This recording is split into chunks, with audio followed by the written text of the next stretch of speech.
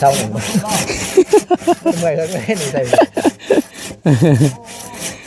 ต่างออกกำลังกายเท่านั้นแหละแขนลอยย้อนอยู่ทั้งหมดเลยต่ำหั่นว่าสั่นเบิ่งเด้อผู้ชายตั้งคะแนนว่าพ้นผันบ่มา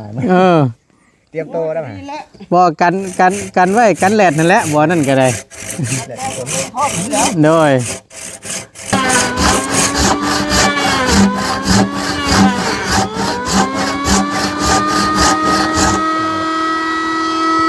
ใช่เชียง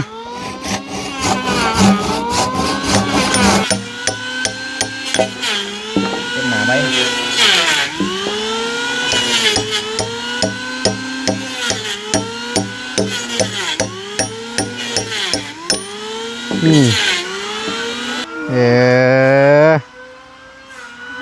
คักเนาะ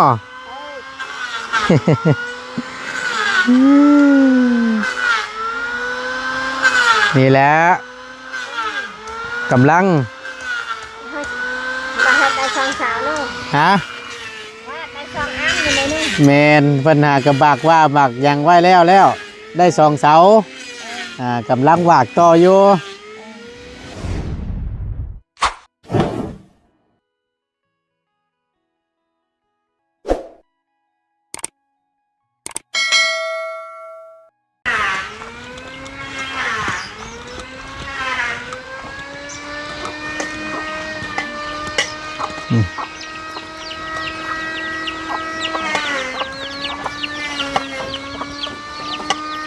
เฮ็ดยังตู้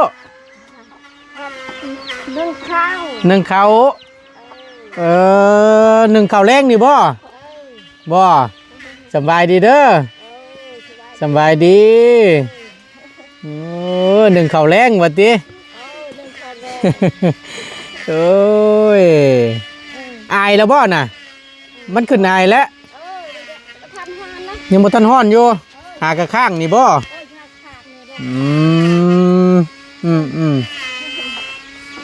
ใส่เลยไปเบิ่งแล้วบ่อันเพิ่นมาเฮ็ดเฮือนให้แล้วน่ะได้ไปรอเบิ่งแล้วเป็นเท่าไหร่ดีใจบ่แน่อดเอาเด้อได้ยังกินข้าวแรงน่ะก็ได้แค่นั้นกินข้าวเด้อกินแต่ข้าวก็ต้องอันฮะไม่ให้กินแต่ข้าวกินแต่ข้าวนี่บ่มีอาหารกินไอ้พวกแล้วอันนี้มันก็สิได้จำนั่นแต่เจียวหั่นแล้วน่ะเนาะสิแซ่บอยู่บ่ฮะแซ่บแน่พอบ่ได้ขาดข้าวแซ่บอยู่พอมันบ่ขาดข้าวมาแต่ละเทื่อก็บ่เห็นแล้ว1ข้าวได้พี่น้องเอ้ยมื้อนี้คือจังหวะได้1ข้าวมื้อนี้ฮะมาไว้แต่วันนี้มาไว้แต่เมื่อคืนนี้ก็บ่ได้1มาไว้แต่เมื่อวานนี่เมื่อคืนนี่ก็บ่ได้1มื้อเช้านี่ก็บ่ได้1มา1ตอนแลงอ้าโธ่คักแน่ลีจ้ะทุกเทื่อนี่ทางระบาวแล้วละ1พี่น้องทางประตูน่ะมื้อนี้คือจังหวะได้1มื้อนี้มันได้มาแล้วว่าติมันก็เทินได้มาแล้วเนาะ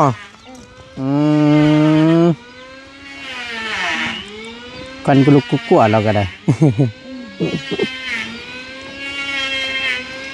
มื้อเช้านี่เพิ่นมากบไม้ทันอยู่บ่ได้เห็นเพิ่นอยู่บ่มื้อเช้านี่จะออกไปหน้าก่อนสิแล้วล่ะบ่ยังอยู่ประมาณจักมื้อจังสิแล้ว6 มื้อเอาไปแล้วเจ้าย่างมาเอาน้ำเฮานี่เด้อเอาชื่อปิ้งไก่มาไว้ให้ชูกินเด้อเอาให้ทั้งเรา1เผาข้าวก่อนพี่น้องเบิ่งได้ไก่น่ะฮะข้าวบ่ทันชุกน่ะบ่เป็นปะบ่เผาจนข้าวชุกพุ่นบ่เอาเผาข้าวชุกก่อนเด้อซั่นเด้อเดี๋ยวเฮาไปเบิ่งช่างเพิ่นนั่นกบไม้ก่อนเด้อโอเคบ่แล้วย่างมาพี่เด้อ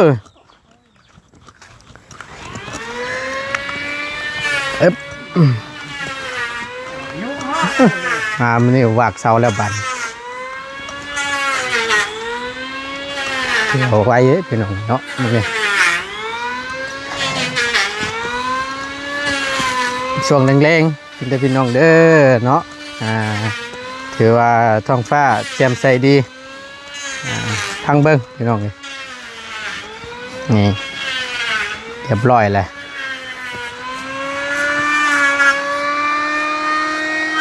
1 2แบ่งกันได้พี่น้องเลยเนาะเอาคนอื่น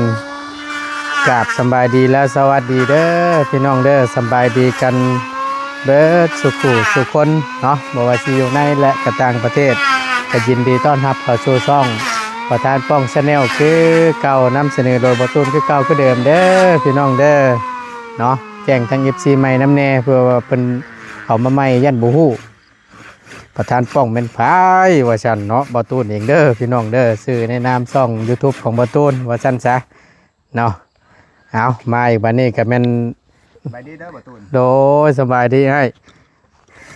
ไล่ไปเลย2เสาเนาะแม่นอนาทานเบิดทานก่อน เห็นบ่บ่สิตามมาที่ป่าตัวนี้อันทานตัวนี้เห็นบ่แม่นทานตัวใหญ่ตัวเพิ่นเอิ้นหยังเดือยบุ้งเดือนบ่เดือนใหญ่เดือยบุ้งเดือนใหญ่ทานมันยังร้ายแต่ว่าเราชอมันตัวเก่ามันบ่อยมันยาวโอ้มันบ่ได้บ่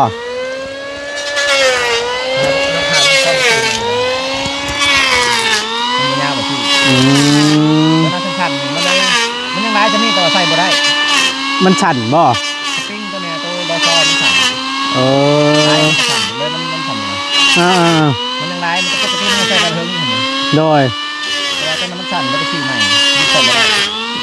เดือนนี้ค่ะเพื่อเป็นการบ่เสียเวลาบ่นี่เด้อพี่น้องนี่ปาดไว้นำนี่แหละตัดกำลังก็สิเอาตัวนี้ตัดตอนนั้นเพราะว่าเบิดก่อนว่าซั่นเนาะคักแน่ลีนี่ไล่จักเสาเด้อ2เนาะ2เสาแล้วเสาที่3กำลังสินั่นปาดมันจะแป้งเย็นไปแล้วเนาะเดี๋ยวบากว่าบากยังไว้แล้วเรียบร้อยนี่ก็มันกบไม้อย่างเดียวบ่นี่เนาะกบไม้แล้วดีประกอบตัวทั้งแล้วโดยแบ่งกันเฮ็ดเนาะคนหนึ่งบากบ่าไว้2คนเราไปกบไม้พอกบแล้วปุ๊บเลยจังค่อยประกอบอันแล้วคันแม่มาอันนี้ทางเบิดมันแสดงว่าผู้นึงปาดซับ2คนช่วยกันถึงสิไว้ได้ตัวเนาะอันนี้ในระวังล้อนะตัวนี้เนาะมันได้แห้งเลยอันเลื่อยตัวนั้นบ่ได้บ่ใช่ได้ต้องระวังตัวนี้กับตัวนั้นตัวได้ง่ายกว่าง่ายคนละแบบบ่แขวน้อยมันเข่าแต่มันแขวใหญ่มาใส่แขวน้อยมันก็สิฝืดโทนมันร่องมันน้อยเลยพอเขาเปิดร่องเป็นตัวน้อยได้สิ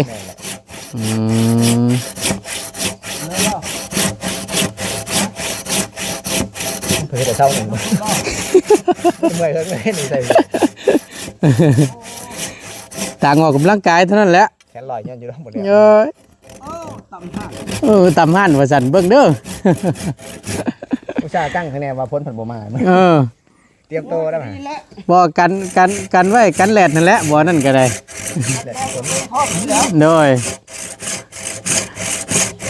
ไล่3ตัวแล้วตัวนั้นเนาะปึ๊บผู้ชายมันกบนั่นแหละคือว่ากะที่นั่งทางกันเนี่ยก็เลยมันกบเช้าแล้วก็เพื่อบากขา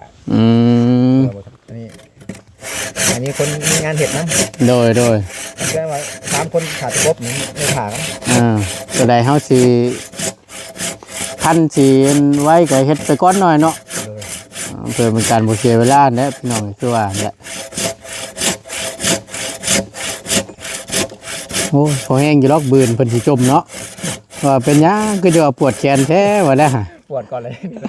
เป็นประดงจังเลยดีได้พี่น้องมันพอมันเฮาใช้กำลังกล้ามเนาะกำลังแขนเฮาน่ะแต่ตัวมันสบายนะมันเลื่อยไปคือว่านี่ก็เลยไม่48ใครอยู่ว่าเหลือไม่เฉยครับเพราะว่าส่วนหลายเฮาก็มีแต่ใส่เครื่องเนาะใส่เครื่องไฟฟ้าจับมาปาดจวดรถ ก็สิว่านี่ อันนี้สมัย48 3เซนมันตัด อืม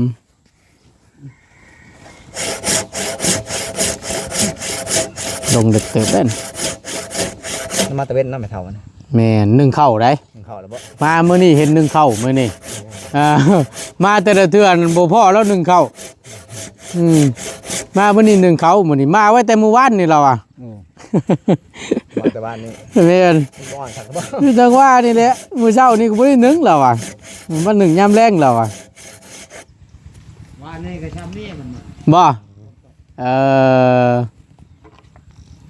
มันตกแล้วบ้านเนาะ ตกเลยเมื่อวานนี่แห้งครับ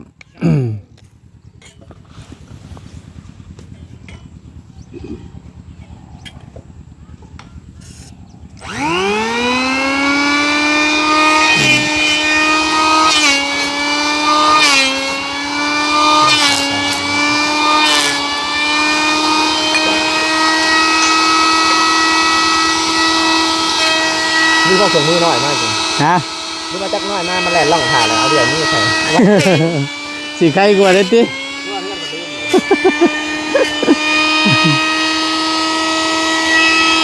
ไม่ก็รักจริง บ่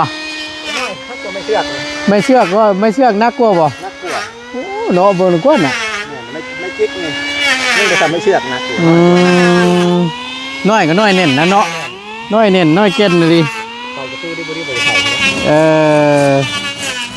สุดยอดแล้วไม่เชือกนี่แข็งพี่น้องตัวนี้ไม่จิกบ่ตัวนี้ ไม่จิ๊กเลย ไม่จิกตัวนี้เนาะ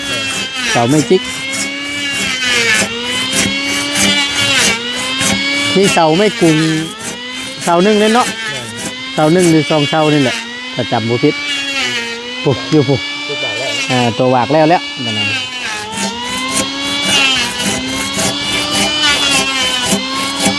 มันตกของใครแน่เห็นไหม แน่นมันจะง่ายแน่แต่จังว่าให้เบิดอันไว้แน่ว่ะ ตอนเรื่องมันเรียกว่า แน่น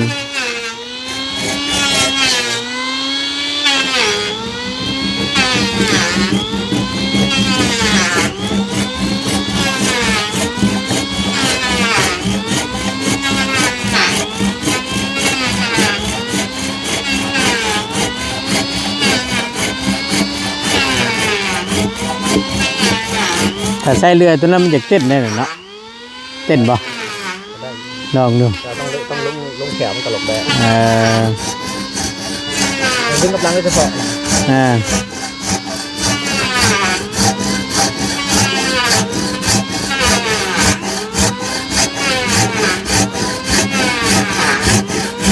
มันกินไว้ได้เหรอแขวมันคมเนาะ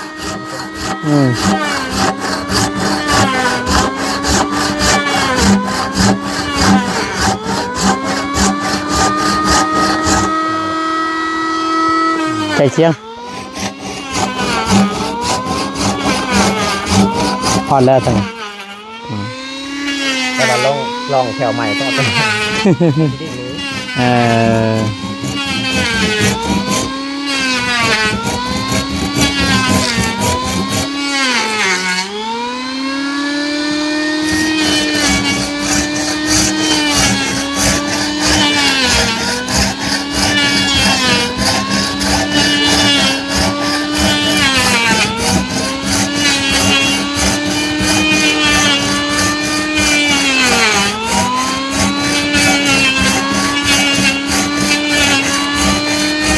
แป๊บเดียวเนาะตรงว่าเขียวเป็นคมมาดิ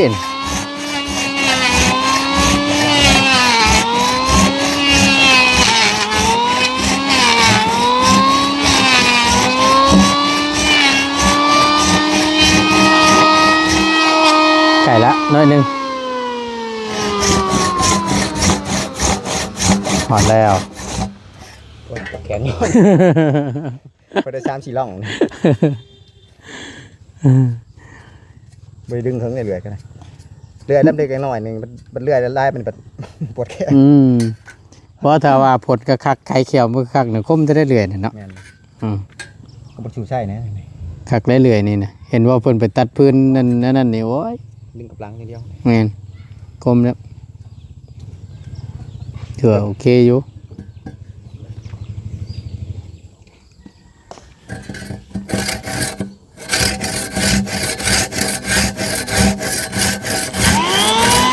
พอดีว่าทางง่ายแล้วก็ฝากอันนั้นพี่น้องไงฝาก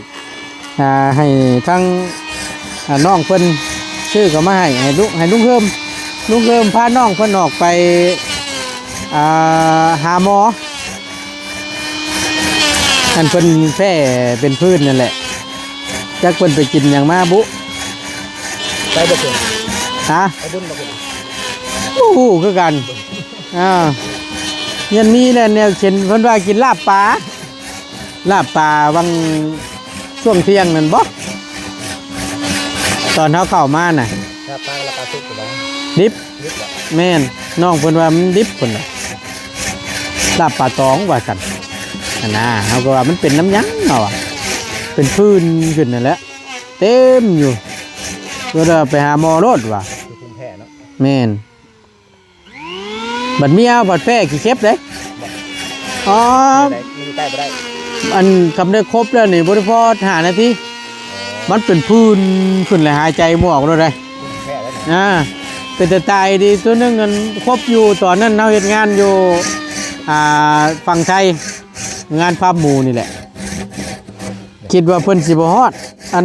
คิดว่าเพิ่นสิบ่แพ้หั่นน่ะ โอ้ ครบแล้วแล้วบ่ได้บ่ บ่ได้เหี่ยวใช่ป่ะ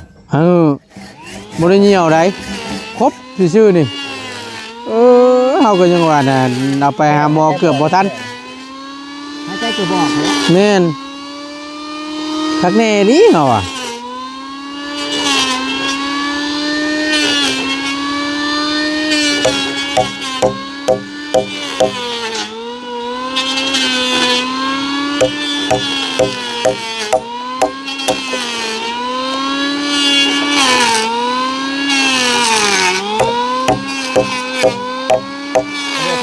แค่นะเก็บมะนาว ฮะไอ้งามงอนนี่ แค่เก็บมะนาว แพ้เขียบบังนาว ย่างใกล้ตาโปเลย เอ้า ช่างว่าเถอะ โอ้ยเจ้ายังบ่เห็นนะเจ้าเห็นเจ้าสิตกใจ ว้าวดีนาย อ้าว เอาแล้วช่างเป็นแถวบ้านนี่ บ่ได้กินได้จับตัวล่าเข้าไป เออ จับบ่ได้ล่ะ บ่ จะไปกินโตพอดีจะได้พอดีจะได้ไปหาหมอกลางคืน เออ เอ จะเสีย อ หมอไปใครยังไปเอากลางคืน ช่างเป็นเถอะแพ้เขียบบังนาว อย่างอื่นก็บ่ได้แพ้แล้วมาแพ้แล้วมาแพ้ตัวนี้ เออ จับไปชื่อกระตาปูไปบ่น่ะ บ่จะบิดหมูพาไปเอาขึ้นว่าเขตขาค้ำ เออ หมูโตอ่ะนะ อืม ไปเอาเขตมึงนะอันไปเขตไปเอาเขตขาค้ำว่ะ เออ ขาเลืองได้ว่ะ เออ ยังไม่เศร้าบาดตาโปลุกปุ๊กตาเกิ่มบาด เออ เด็ดเขาว่าจะไปหาหมอจะแท้เขา โอ้เนาะช่างว่าเถอะเพ่ไปในนี่เราก็ได้ หลายคนก็หลายเป็นเนาะแพ่บุคือกันนี่ลี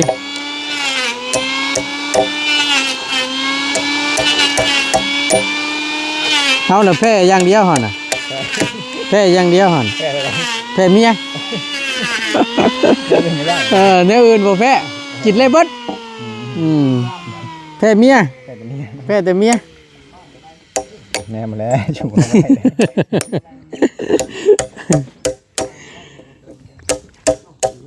ไป คำบอกดีรอกับบ่แพ้ดอกเขาน่ะได้ถือว่าได้อยู่ถือว่าปกติเอาน่ะ เขาว่าอ๋ออย่ามาตายว่าเขี้ยวไปเขาว่าอย่ามาตายไปไหมเขาว่า เขาก็โทรเอารถอันแบบผู้ยินห้านั่นแหละ รถใช้อยู่ในห้าง รถเขาแบบอยู่บางอันบอนยินห้าขับประทุนตะกี้เด้เขาย่ำหินขายเด้ประมาณ3 โมงแล้วมันห่อนงอดก็คือเฮ็ดขาค้ำว่ะไปเบิ่งแต่ตัวนั้นมันเฮ็ดเน่ายาเด้อ มันบ่แม่นเด้อว่าติปวดโพดเนาะ อยู่แล้วบาดนี้ บ่ใกล้เลยบัดนี้ติรถจะได้บกลัวให้เนาะ บ่บ่ายก็บ่ได้ติบ่ติแล้วจ้ะคำว่านั่นน่ะ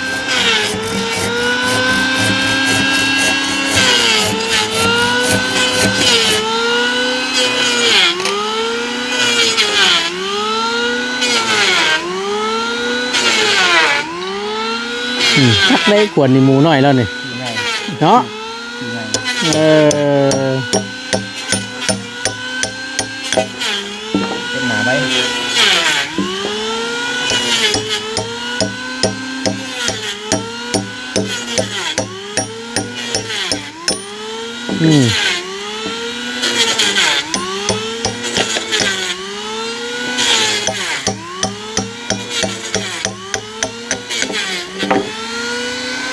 คมแต่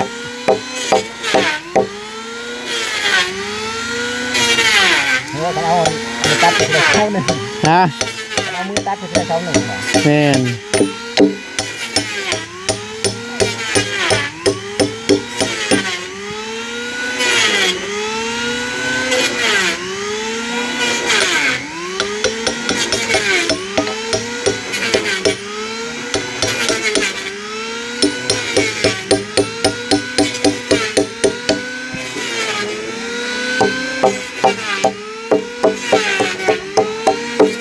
เมื่อวานนี่ซ้ำนี่มาได้ผลเมื่อวานนี่เนาะนำมาเปียกเปี้ยอะไรเมื่อวานนี่ซ้ำนี่มื้อนี้ถือว่า เงียบแล้ว เงียบมื้อนี้ถ้าว่าปืนบ่ตกก็แม่น เงียบแล้ว เป็นเบิดแล้วนะคำว่าเพิ่นสิบ่มาใหม่อีกเนาะคือสิบ่มีแล้ววะคำมาก็เป็นหนาวได้อบัดนี้เนาะ ร้อยสี่โอ้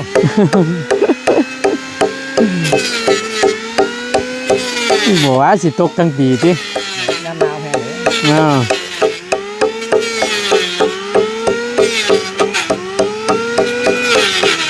เขาลาคนเอาแล้วเนาะ แม่นผู้แล้วผู้บ่ส่วนหลายกันยังแหละหลายกว่านะพอสิว่านะ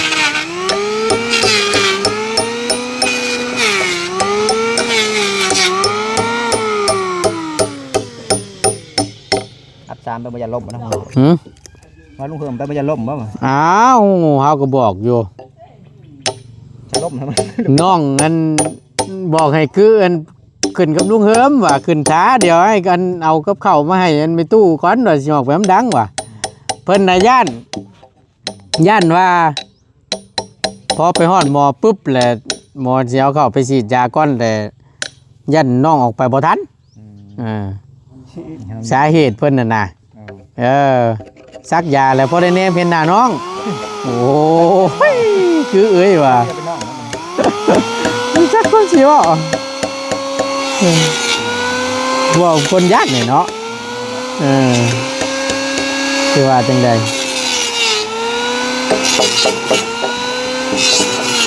ละฟังเบิ้งเพิ่นไปนั่นแหละว่ะมันจะอยู่ในแพทย์ในมือหมอจึงจะโอเคแล้วว่ะ เป็นแค่นะ ญาติภูมิแพ้ได้หลายกว่าเท่านั้นแหละแล้วเราบ่บุน่ะคือนี่ควันกุลุกกุ๊กอยู่เห็นแล้วน่ะฮะ แล้วมีเขาที่ต่างหาก ทุกเทื่อเราก็กินน้ำพุตู้นี่แหละเด็กก็ยังว่าอยู่มาแต่ละมื้อก็ยังบ่ได้พ่อเพิ่นเด้ว่าเพิ่นนึ่งข้าวนึ่งน้ำนี่มามื้อนี้จะว่าเห็นเพิ่นนึ่งข้าวน่ะเห็นทางมีตู้เพิ่นนึ่งข้าวแต่ว่าเข้ามาแต่เมื่อวานนี่เราก็อยู่ บูดได้หน่อยเป็นไรกินเลย ตัวนั้นแหละส่วนหลายเล่นบูดและหลายมื้อเลยพอสิว่านี่ ได้มาแต่เช้าตอนแรกมาหนึ่งไม่ต้องอยู่แล้ว แม่น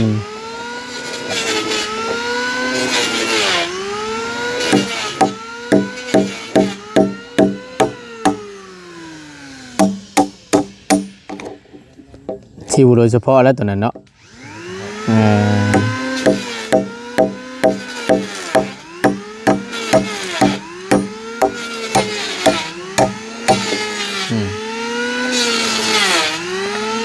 เดี๋ยวเบิ่งที่ก่อนพี่น้องเลยเนาะ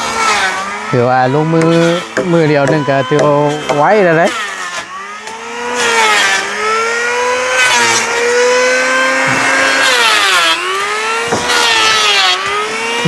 ตื่นเลยสบายดีเด้อสบายดีตื่นเด็กกันเจ้าหอยนะตกใจบัดจะดอกกันนึกว่างูเขียวตกลงมาตะกกกันทีเล็กโว้ยว่ะ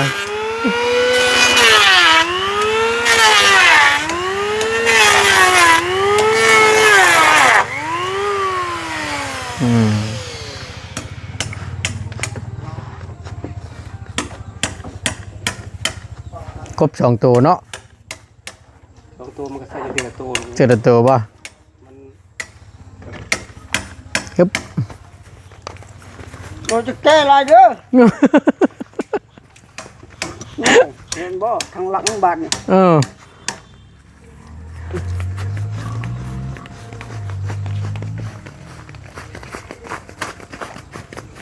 ค่อยๆแต่ใจเย็น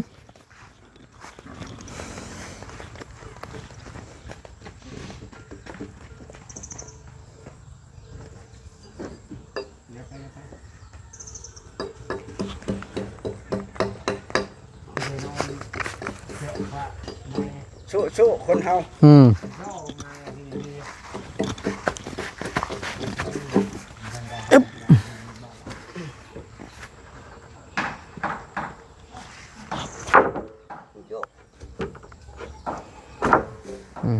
เพื่อนตึบๆเนาะ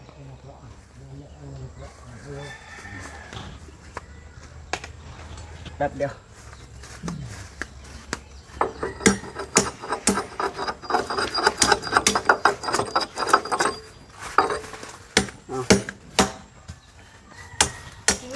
แล้วเหรอบ่เออแล้วเรียบร้อยแล้วใช้เกือบไปใช้คือบ่ใช้เกือบนะตายบ่ยันเหยียบน้ำบ่ฮะบ่ยันเหยียบน้ำไปหน้าใส่อยู่บ่ไปหน้ากะใส่อยู่บ่ได้ใส่ตอนมาเฮือนนี่บ่เบิ่งรูปเพิ่นเฮ็ดน่ะแต่ละเสาน่ะไปเบิ่งดูแบบซี่บ่ฮะ เบิ่งมึงดูฮะไปเบิ่งนั่นเพิ่นเฮ็ดนั่นฮะ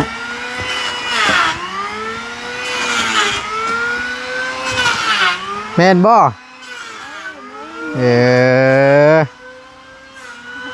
คักเนาะ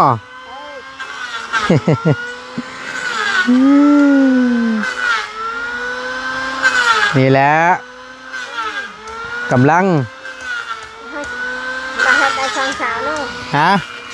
ว่าได้สองอันอยู่ในนี้ แมนปัญหากระบากว่าบักยังไว้แล้วได้2 เสากำลังวากต่ออยู่ละจังหน่อย แดงนะ ฮะ ว่าแดงเลยลูกเยี่ยม อันไหนก็รูปบางโน่นนี่มีอยู่บ่เสียนมัน แม่จะว่าไม่เซียนนะ หมูมีเสียนคักแล้ววันนี้เนาะ หมูมีเสียนแล้ววันนี้เอากะนี่แหละก็จังว่าให้เพิ่นกบไม้กบตอกให้แล้วจุบเจือก่อนแล้วจังค่อยประกอบแล้วก็จังยุกย่อขึ้นตั้งขึ้นแล้วก็สบายลอกบานนี่ทำได้ตั้งเสาขึ้นแล้วกับสิไว้อยู่หรอกมือยุกมือย่อเลยหาคนหลายได้ตัวให้บันเนาะหาไผเจ้าสิไปหาไผหาคนในบ้านเนาะซอยๆกันเนาะขอเพื่อขอแห้งนี่ได้เนาะ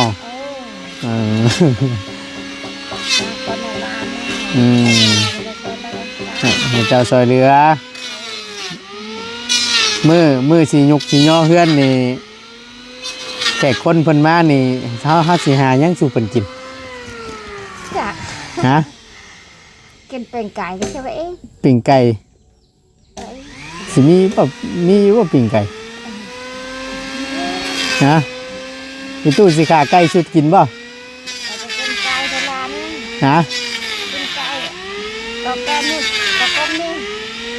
อันนี้ก็เห็นกินมาไก่ตอกก้ม ถ้ามีก็กิน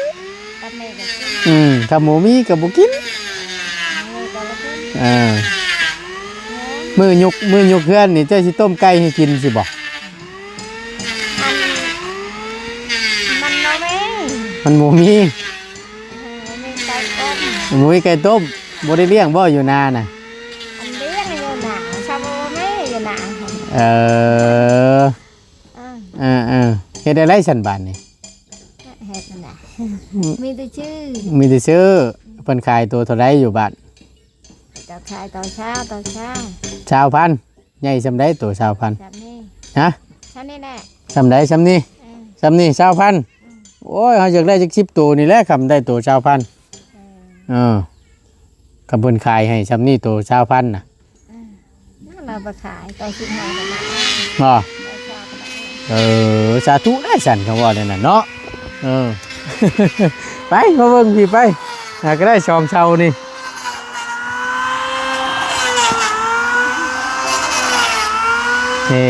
นี่มันพวกไม่คือไม่ขางมันตัวนี้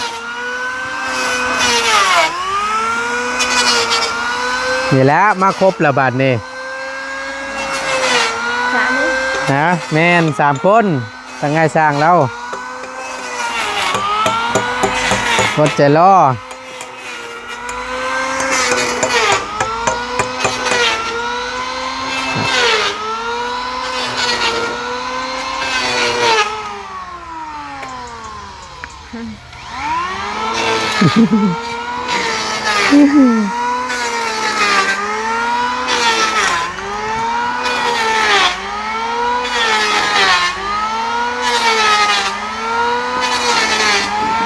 หายังชูกับเข่าวสร้างกินแมลงนี่ฮะบ่มีเฮ็ดอะไรวันนี้เพิ่นสร้างเพิ่นสิได้กินข้าววันนี้บ่ตัวเฮ็ดอะไรสร้างเพิ่นสิได้กินข้าวบัดนี้ จ้าไม่ได้กินข้าวไปเลย ฮะ ไม่ได้กินข้าวเนี่ยจ้า เพิ่นก็บ่มีแฮงเลื่อยไม้ให้แล้ว ไม่หักไม่ เอาบ่หยอกก็ซื้อดอกด้วยเนาะมีหยังอีก นี่มึงมานี่ ฮะ มึงมาจับคอกี้นี่ แม่นบ่ แม่นเลยนี่ เว้าไปแล้วบาดนี้บ่แม่นมันหล่นมาแต่กกไม้นี่บ่ มาจับแล้ว เด็กมึงมา เดี๋ยวนี่ เว้าดีนะไอ้อำงอน เอามาจับคอกินนี่ บ่ เออ เด็กมาเลขหยังฮะเด็กมาเลขหยังเด็กมาน่ะ จับแล้ว ห่านคือหน่วย FC เพิ่นเบิ่งเด็กมาเลขมันคือเลขหยังวะแล้วฮะบอกนำได้เนาะเอาฉันปล่อยเพิ่นไปซะ แม่น มันแม่นอยู่บ่อัน12 52 92นี่เห็นแต่ตัวนี้แล้วเฮาอ่ะมันเห็นมันใกล้เคียงกันแน่หั่นนะกับเด็กหมาน่ะเนาะไอ้เนาะ12 52 92นี่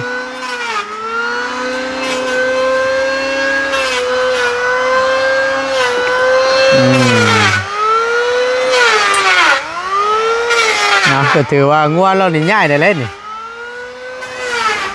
ง่ายอันออกเลยได้นี่นะนอนอยู่หน้าพุ่นมาจักเนาะ มันเวลาเป็นว่ากดไม้แล้วไปมั่งให้ เฮ็ดได้แล้วทั่วก่อนเนาะ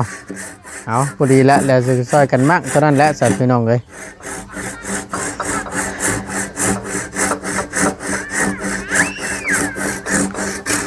ไก่ดอกมันบกไก่ปันใดย่างใกล้ๆนึงขับเมื่อกะเหมือนเมื่อนอนนั่นดูพุ่นแล้วพี่น้องเฮือนน้องกึตื่นมาแล้วกะมาเก็ดอยู่พี่เที่ยวไปเที่ยวมานั่นแหละเอามีแต่ว่าเดี๋ยวทั้งประตูนสิจัดแจงเรื่องอาหารการกินมาไว้ให้ทั้งน้องๆเพิ่นเตรียมสู่ทั้งไอ้ช่างเขากินนี่แหละพี่น้องเลยเพราะว่าประตูนก็ได้สั่งข้าวสั่งน้ำให้เป็นที่เรียบร้อยแล้วไว้ก็กินน้ำกันนั่นแหละว่าสั้นจ้าเกิดคือเขาเฮ็ดกินทั่วไปนั่นแหละเนาะกระทางน้องเพิ่นจะซอยไปในด้านนี้แล้วพี่น้องเลยฉ่ำแล้วทั่วพอดีแล้วนี่ก็แม่นเฮ็ดอันนั้นว่าโบตูนว่าสีลมมันหันค่าอยู่มีแต่ว่าให้เพิ่นแล้วจุดนี้ก่อนแต่จังค่อยว่ากัน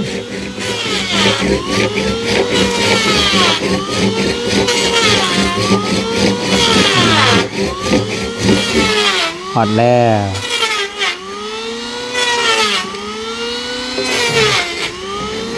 ช่วย คือนั่งซึ่งแท้เดี๋ยวนี้ฮะ ดีใจเห็นช้างเพิ่นมาเฮ็ดบ่อดใจรอเด้อจังได๋ก็สิได้นอนอยู่ดอก โอ้ยหัวเด้พี่น้องเอ้ยก็เลยเบิ่งคักจะได้เราก็ได้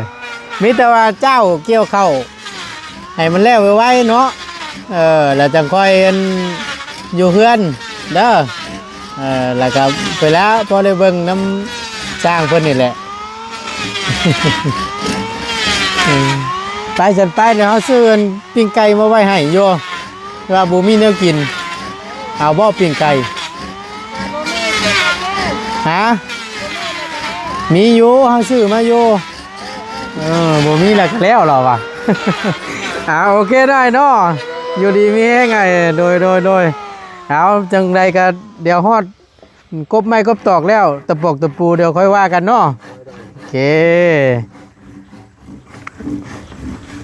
เอานี่รถเขานี่พี่อยู่พี่เอาพอได้กินเด้อโอ้ยกับข้าวกับน้ำเด้อโอเคไปสั้นบัดนี้เฮาสิออกก่อนได้บัดนี้เด้ออยู่ดีมีแฮงสบายดีเด้อ โดยป้าพี่น้องเอ้ยทั้งมาตุนก็จะได้ขอล่ำลาและขอจบคลิปปิดคลิปลงไว้เพียงสำนี้ก่อนขอบคุณในไลน์ที่เขามาเป็นกำลังแห่งใจและติดตามรับชมคลิปโดยบ่ขามโฆษณาเนาะสิ่งที่สำคัญสำหรับคลิปนี้บ่ตุนลาแล้วอยู่ดีมีแฮงพี่น้องเอ้ยสบายดีเด้อ